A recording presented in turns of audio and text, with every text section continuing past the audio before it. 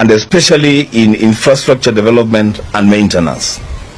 To improve equity and reduce poverty, NAC unveiled a program focused on universal free primary education, improved access to basic health, expanded productive capacity in agriculture, and the development of the then overlooked arid and semi-arid areas of the country.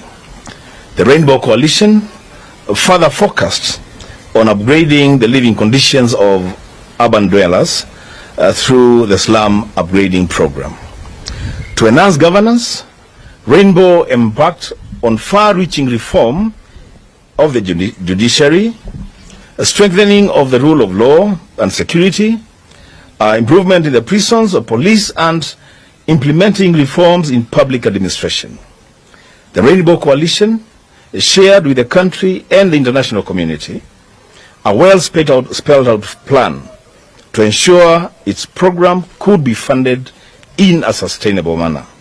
At some stage, the economic recovery strategy investment activities were revised and reprioritized, and the implementation costs brought down from Kenya shillings 706 billion as originally indicated to Kenya shillings 340 billion. The program that Rainbow presented to the country spelled out priority programs, identified key activities within each program, provided budgetary estimates and financing gaps within the overall resource envelope, laid out the implementation timetable, and committed to a set of monitorable targets. A prioritization workshop was held where all the activities in the logical framework of the program were prioritized in line with the sector objectives. The Rapid Result Initiative was launched. It is these sets of government organization that quickly made Kenyans be polled as the most optimistic people in the world upon the arrival of the NAC administration. Within the first 3 months, NAC's promise of free national primary education had taken off. Prison reforms had taken off. Anti-corruption measures were in place. Reforms to the judiciary were in place. A code of ethics for public service was in place. By the end of 2003, an economy that was growing at less than 1% had picked up to 1.3%. By 2004, the economy grew by about 4.3%, then shot up to 5.8% in 2005. I'll let my colleague continue from there. I thank you. Without much coercion and drama, the Kenya Revenue Authority began to report a significant increase in tax collection. A prolonged era of low interest rates followed, allowing Kenyans to get bank loans and change their lives. For the cabinet, former President Kibaki assembled an impressive team of reformers who had the ability to turn around the economy and the institutions that had suffered as a result of neglect and corruption. Let's end the history there and turn to the present situation. There is no doubt the economy is in bad shape, but there is also no doubt that it is not worse than what the Rainbow Coalition inherited in 2002 and turned around in a matter of months. Today, months after Kenya Kwanza came to power, day in, day out, we are bombarded how badly things were when the Kenya Kwanza regime took over. William Ruto never tires of telling us how President Uhuru Kenyatta ruined the economy and ruined the country. It does not seem to matter that Ruto was deputy president that entire period.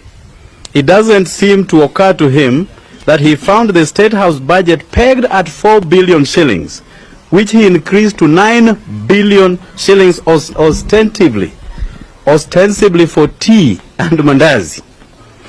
He has introduced offices hitherto unheard of in public service, including prayer warriors called intercessors, office of the first daughter, and office of the spouse of the Prime Cabinet Secretary. Rigathi Gachagua keeps threatening to name officials in Uhuru Kenyatta's government who looted the country. After campaigning on a promise that they would stop the borrowing spree, the Ruto regime is on even a worse borrowing spree.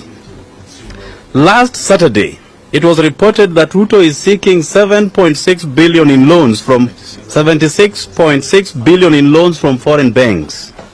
Kenya's public debt hit 9.145 trillion in December, against the allowed limit of 10 trillion shillings, leaving President Ruto's administration with little room to borrow. The shilling is officially exchanging at all-time low of about 127 shillings to the dollar, translating to over 24% depreciation since March 2020. But many banks and foreign exchange bureaus are quoting as high as 137 shillings as the dollar becomes scarce. We do not pay cabinet secretaries or principal secretaries to tell us how bad things are. Kenyans know that already. We do not pay government to tell us where and how things went wrong and who is responsible. We do not pay this administration to supply us with morticians, deniers, and revisionists, which is what we seem to have every day. Honorable Watch, in January. In January,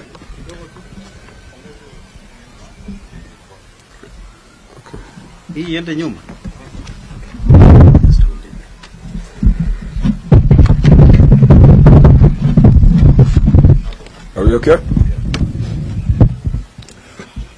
In January, Professor Ndung'u warned Kenyans of tough economic times ahead as energy and food costs saw an inflation rages in the fallout from the war in Ukraine. During campaign, Ruto said Ukraine war had no effect on Kenya. On Tuesday, Nation quoted Njuguna Ndung'u once again saying, "From all the things we have analyzed, 2023 is not looking good. There are clear signals that is going to be a tough year and that the global economy is one example in terms of where we are going." Ndung'u asked Kenyans to brace for a new round of belt tightening as the new Kenya Kwanza administration moves to stabilize its finances. He did not say when. As electricity prices have continued to soar, David Ndii, the chairperson of Ruto's Council of Economic Advisers, turned around and claimed that the Kenya Kwanza regime never promised Kenyans cheap electricity. Yet, we know countries that have cheaper power than Kenya and do not experience outages. Given the foregoing, we wish to be clear as follows. As Kenyans, we pay administrators to solve our problems, not collate and highlight them. Our question to William Ruto, Gachagua, the team at the National Treasury, and the so-called Council of Economic Advisers are as follows. When are things going to get better? When will the shilling stop falling and losing to other currencies?